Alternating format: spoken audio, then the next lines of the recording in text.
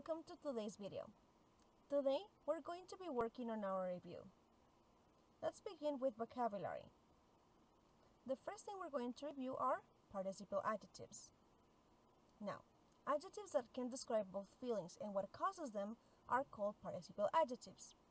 There are past participial adjectives such as frightened, interested, and relaxed, and there are present participial adjectives as frightening, interesting, and relaxing.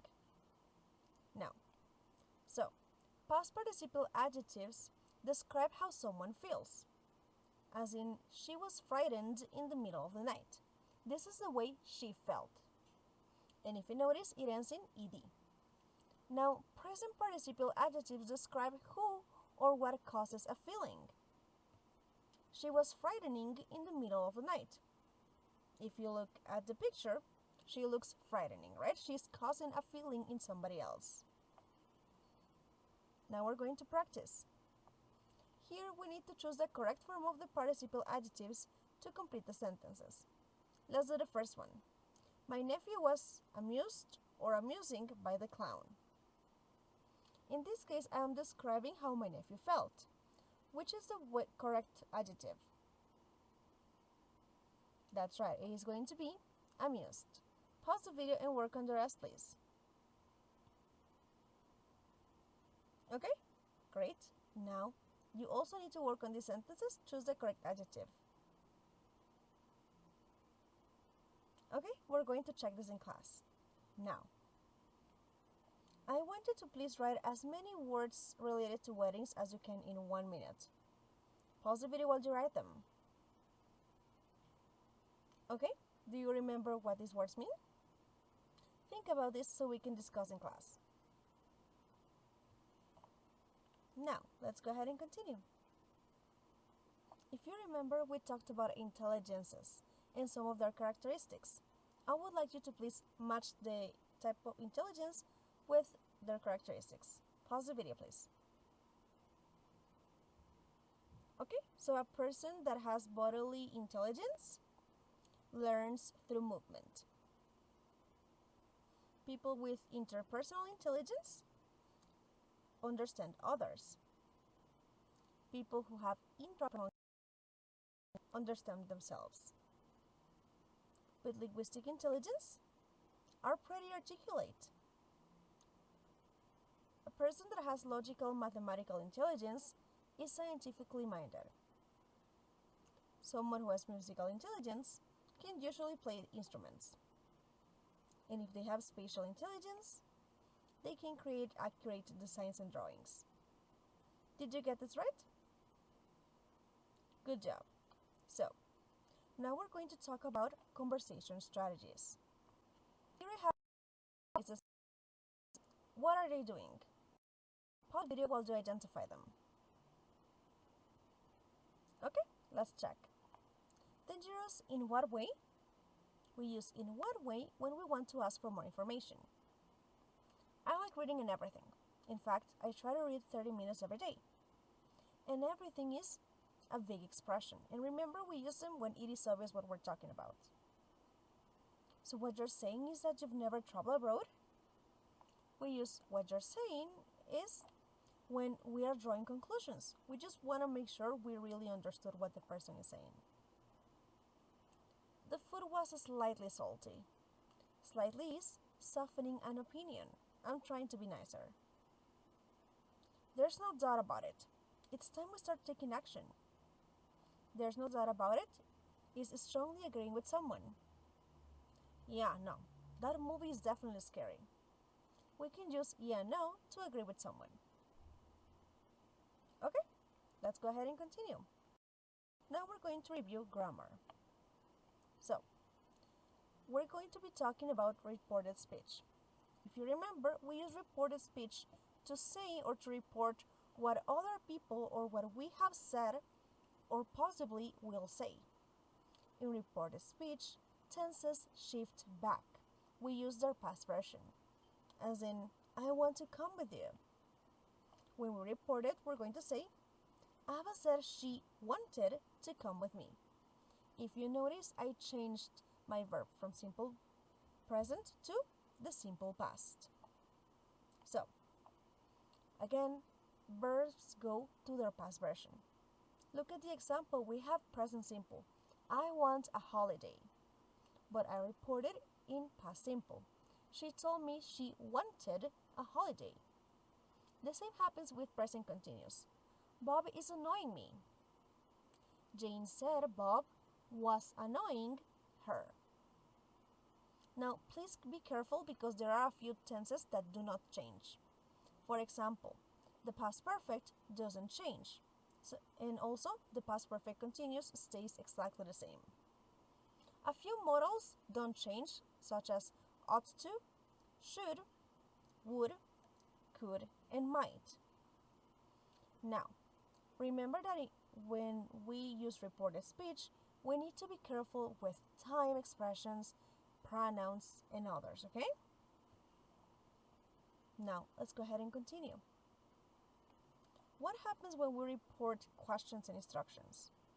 Well, when we report questions, we use the word order of a sentence. Reported questions do not have question marks. Look at the examples. What are the best hotels in Rome? She asked me what the best hotels in Rome were. If you notice, we have the reporting verb asked, of course, me. And then I have the order of a sentence. I have a subject, the best hotels in Rome, followed by my verb, where, in this case. Are you going to the Colosseum? He asked me whether or if I was going to the Colosseum. One more time, I have a reporting verb, who this person asked, in this case me. And because this is a yes-no question, we're going to use whether or if. And one more time, we use the order of a sentence. Subject, I, and then my verb, was going. Okay? Now, when we're reporting instructions, requests, and suggestions, we're going to use different reporting verbs. We can say advise, ask, instruct, order, remind, request, suggest, and tell. Please remember to use the infinitive form of the verbs when reporting instructions. Look at the examples. Double check the time you have to be at the airport. I told her to double check the time she has to be at the airport. We have our reporting verb told, her of course, and we have the infinitive, to double check. Remember to take pictures, but don't worry if they are not perfect.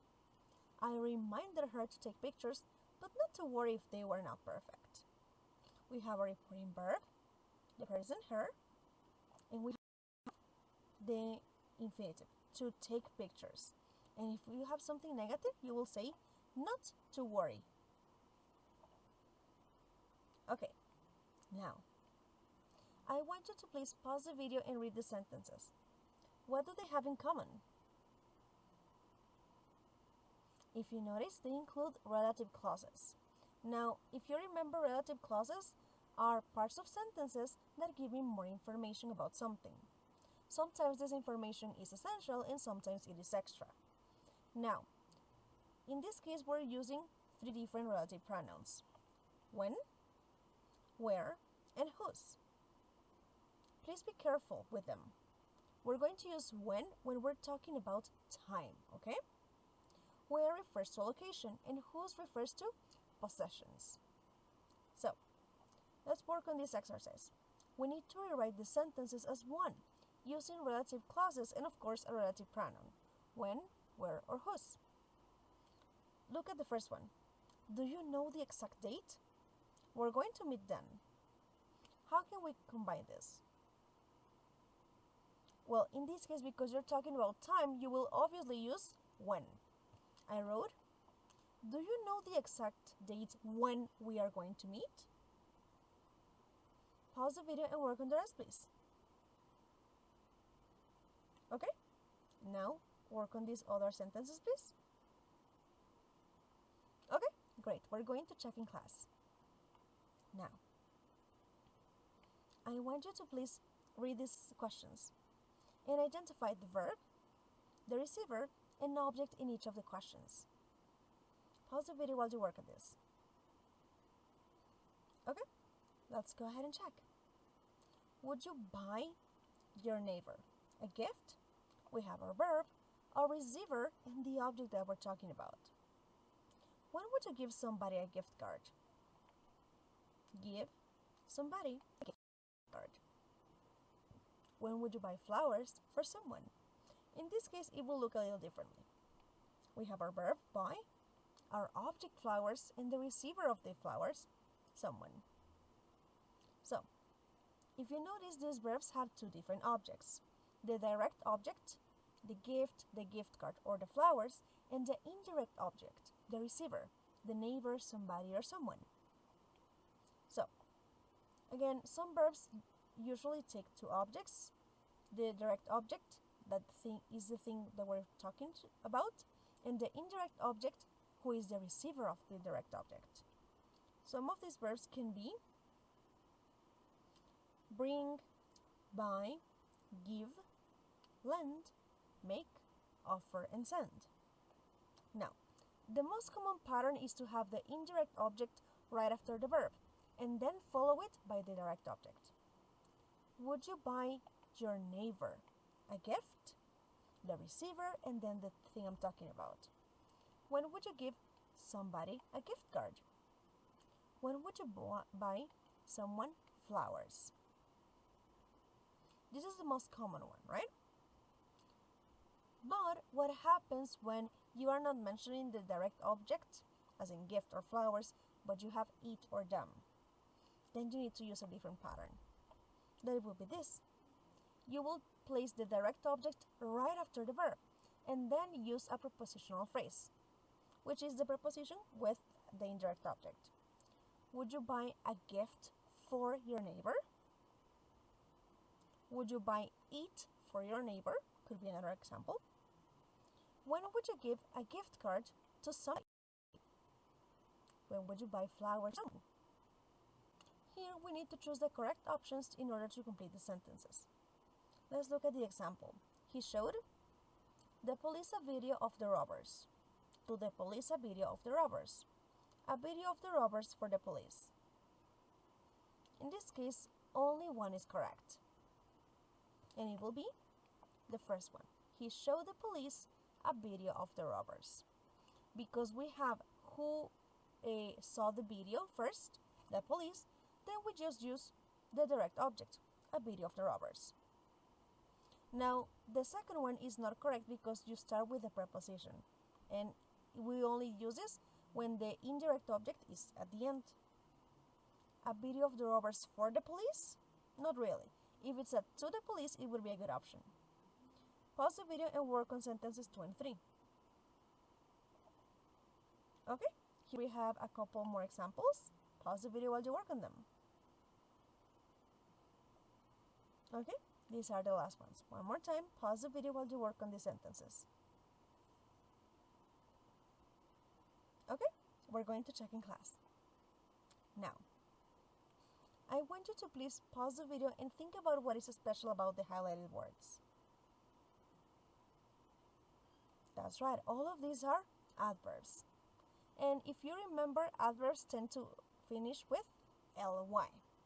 Now, they are used to describe verbs, adjectives, as well as other adverbs. You can pause the video while you them. Okay, perfect. Now, we talked about comparative and superlative adjectives. Now, if you remember, we use adjectives when we are going to compare nouns. Now, the difference is that we use comparative adjectives when we want to compare two nouns and superlative adjectives when we want to compare 3 or more nouns. What is going to change is the way the adjective ends. If you're comparing two things, your adjective is going to end with er, or by using the words more or less. Usually you use than with these phrases. Now when you're comparing 3 or more nouns, you will not use er, you will use est. Remember to use most or least and use the. The same thing happens when you're using comparative and superlative adverbs. Now just remember that here you're not going to compare nouns. You're going to compare actions, adjectives, and adverbs, but the same rules apply. The adverbs end with ER or EST, depending if you're comparing two or more than two. Use more, less, or most and least. You can also compare using as to show two things are or are not similar to each other. Anne is as big as Kelly. They are twins, so they are exactly the same. But they are not as big as her brother. Obviously, he is bigger than them. Great. I would like you to please complete the email with comparatives and superlatives. Let's do the first one. Hi Susan, I'm having a wonderful time in Los Angeles. The weather is and drier. The weather is hotter and drier. Now pause the video and work on the rest, please. Okay, great. We're going to check in class. Now we're going to go ahead and practice. So let's go to student book page 136, exercise 1B. You will complete the TV interviews with the comparative or superlative form of the words given. Please notice that some you will use less or least, and some need than. Use as with the underlined words. Let's do the first one. In many countries, people are getting married in life. In this case, we're going to use later. Now pause the video and work on the rest, please. Okay, we'll check this exercise during our lesson. Now, go to page 137, exercise 2A. In this case, we're going to rewrite the sentences. Write complete expressions using the words in parentheses. Then, add words from the box, and rewrite the underlined sentences in a different way if it's possible. Let's do the first one. My sister has a capacity for understanding others. You know, she has great interpersonal skills. She's very to people's feelings and everything. She's very sensitive to people's feelings and everything. She always gives good advice to me. In this case, I wrote it as, she always gives me good advice. Pause the video and work on the rest, please. Okay, great. Finally, let's go to exercise 3A. We're going to rewrite the conversations. Use the correct adverb and adjective forms in the words in parentheses. Rewrite the underlined sentences as one, using when, where, or whose. Look at the first one. What is the most thing you've ever done? We have physical and challenge. We're going to say physically challenging. Now, how are you going to rewrite the sentence that is underlined? But I remember the first morning there. We got up early and watched the sunrise. In this case, I am rewriting it as, but I remember the first morning there, when we got up early and watched the sunrise. Okay, now remember we're going to check this in class. I will see you then. Bye-bye.